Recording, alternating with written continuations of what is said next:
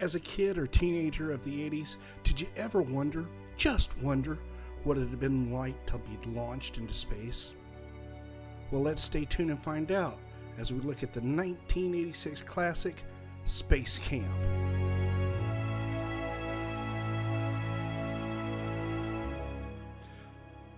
So now that you grabbed your popcorn and your Coke and your Milk Duds, settle in and let's talk about it.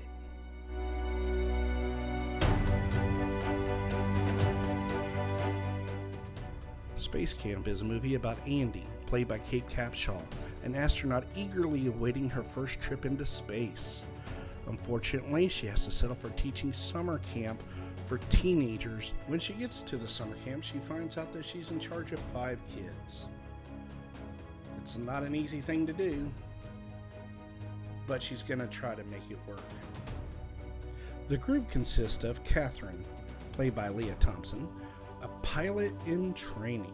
We have Tish, played by Kelly Preston, a little ditzy, but with perfect memory.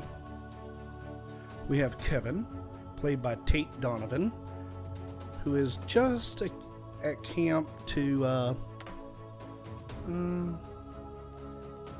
get his Jeep, promised by his parents. Next, we have Rudy, who's played by Larry Scott,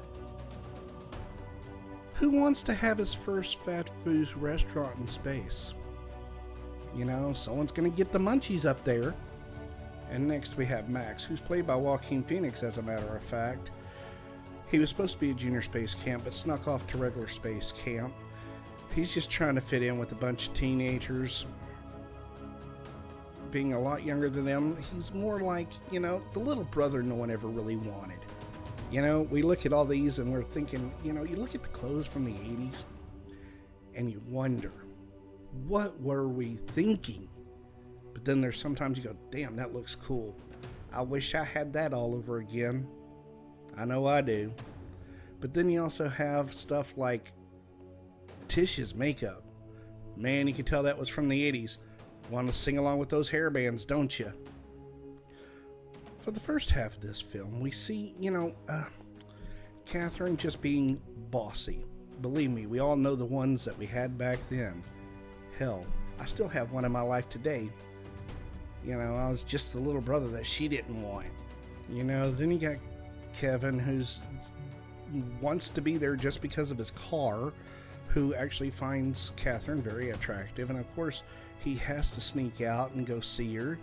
And of course, they get in trouble for this.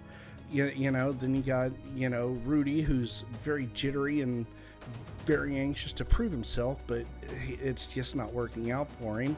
Tish, who's, very knowledgeable, and all she wants to do is have fun.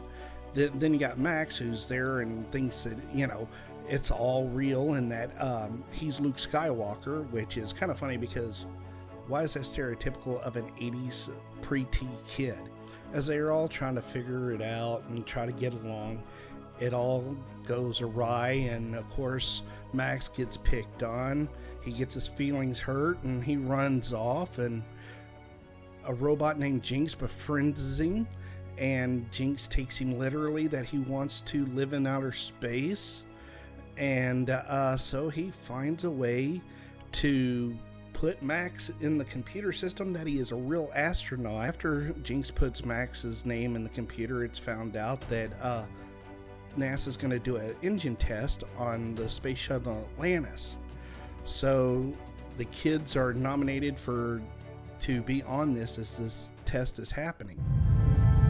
Everything has been continuing to go very smoothly, both here in the firing room at the Launch Control Center and out at the launch pad 39A. Once again, the duration of this test firing is 22 seconds.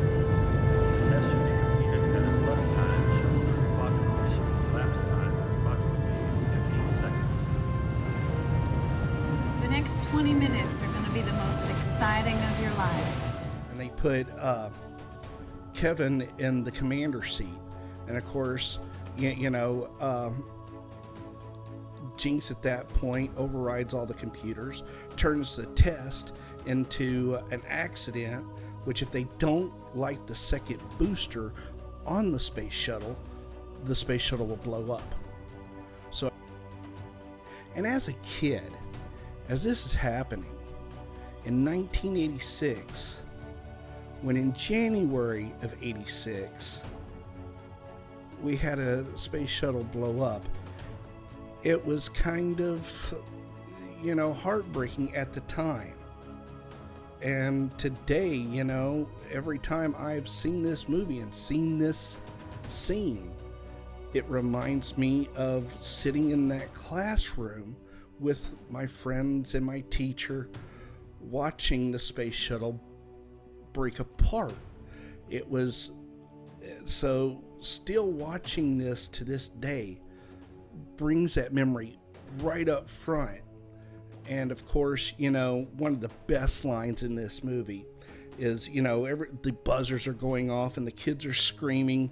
And of course, Andy's in the take charge kind of moment because she is a real astronaut, pulls Catherine out of the pilot seat, jumps in, and as she's getting in, she says the most iconic line of this movie that I really like. Now, other people might pick other ones, but I really liked it.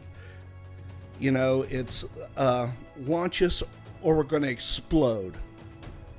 Actually, I think the line is launch us, goddammit, or we're going to explode. Stand by for FRF ignition. Counting down. T minus 10. 9, 8, 7, 6, 5, 4.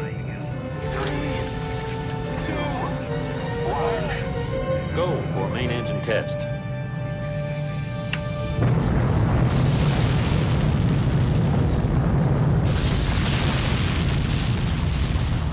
We have main engine start.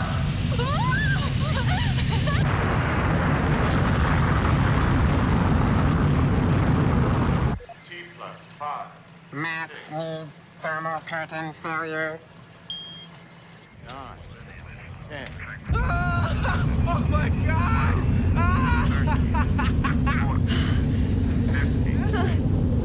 Thermal curtain failure. Max and Jinx, friends forever.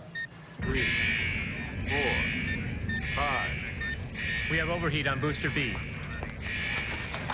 Temperature 1200 degrees and climbing. Get that thing operational. The thermal curtain is failing. 3 minutes to test. We're past shutdown temperature. We can't stop it. We have thermal curtain failure. What does that mean? Andy! Booster B, temperature is critical. Catherine, get out of there now! Andy, make them stop. Make them turn it off. They're trying! Booster B is near ignition. It's gonna light. Andy, help us! Right, booster A, goddammit, launch us or we're gonna explode! What's happening? Please, Andy! Grab her, Rudy. Do it. Zach, we're not authorized. Light it or they're gonna die. Ignite booster A. 5, 4. Arm booster ignited. Booster dice on. Rudy, hold on to her! Try it! Go for launch! Now! Light it.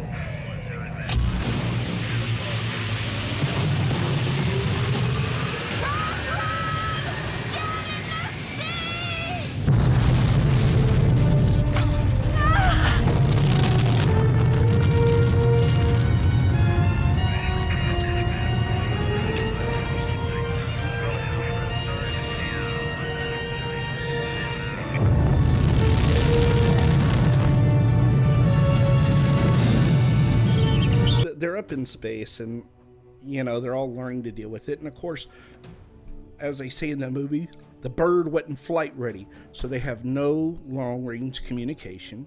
They have one tank of air, which has 12 hours on it. They got to find out what to do before 12 hours up, because you can't land the shuttle for 12 hours. So that means they would be out of air as they're trying their descent.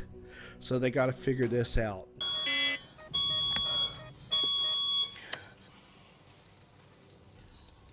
Well, that's it, campers. All we have left is the air in the cabin. Well, NASA, since they can't communicate with them, don't know what's going on. So they're thinking, in this movie there is a space station that they've got to get to, and so then Andy remembers the space station, and they get up into a higher orbit where they can get to the space station.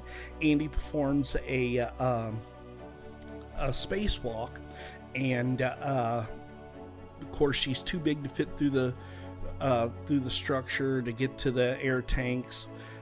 So Max goes out, and of course he's so small.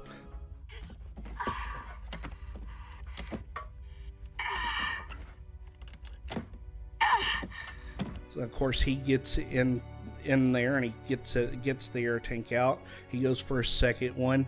Andy's putting the first one on the arm, and as she's doing that, he's tugging on this one, and of course he pulls too hard back, and of course he can't.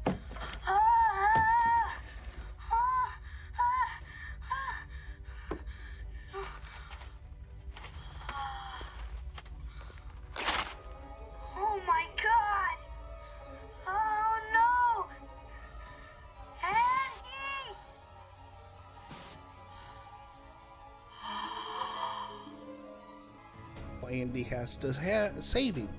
At this point, it's kind of funny, she says, after she catches him, she says, "You think you're scared now? Why do your parents get the bill for breaking Daedalus?"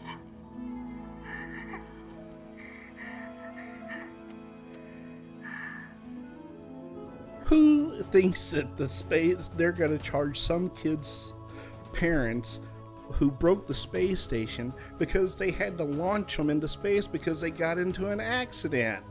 I mean, back then it was awesome. Now you're like, that's kind of far-fetched. Now, of course, during all this, you get the bad CGI. You could tell that all the chroma keys, and you can even see wires coming out of the suits where they are being dangled and floating.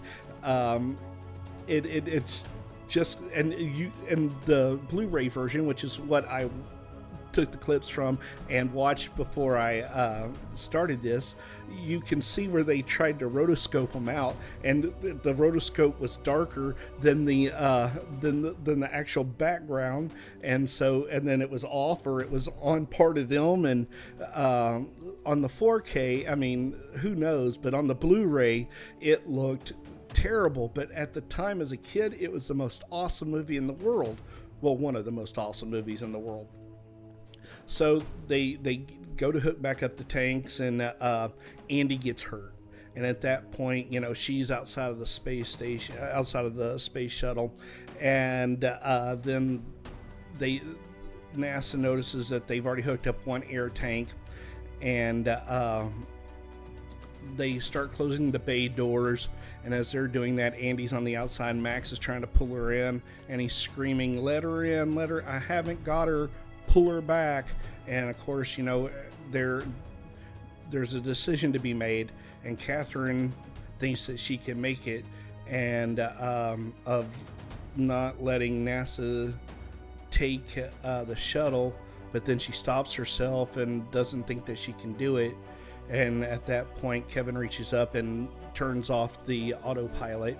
They get Andy back in, and of course now they're stuck. Now they're down to one tank again because the other tank was what hurt Andy. And so they're all talking, and it comes to find out that Rudy knows of another landing that had happened in White Sands, New York.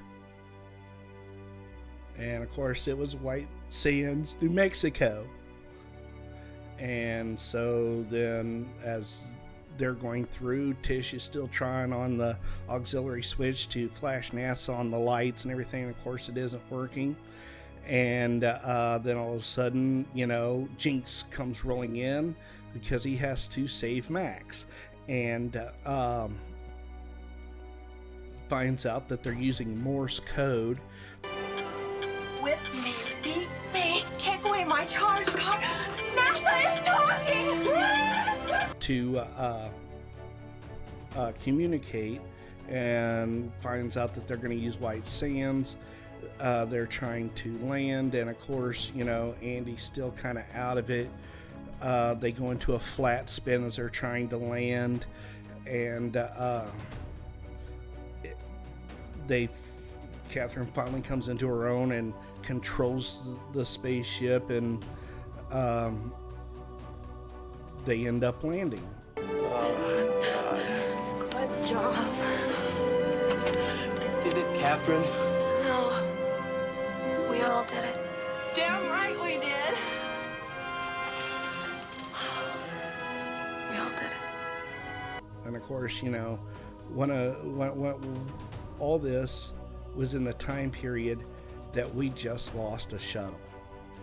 And it's hard to remember this movie at the time. I mean, I know I saw it in the theaters with my two sisters. My grandmother took us.